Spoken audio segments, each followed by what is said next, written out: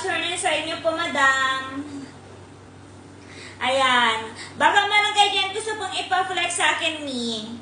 Ayan na, comment nyo lamang po yan, madam ko, ha? Ayan, baka meron kayo dyan gusto pong ipa-flex sa akin po. Just comment lamang po sa ating comment section po, madam ko, ha? Para po ma-flex ko po yan para sa inyo po, madam ko. Ayan, ha? Madam, hanggang alas 5 lamang po ako dito po. Basket number 7, sige po. Ayan, wait lang po, madam din, ha? Check natin yung basket 7 natin. Ah, ito. Basket 7. Sige po, wait lang, ha? Kunin ko lamang siya saglit. Huwag ka dyan naalis sa ating live po.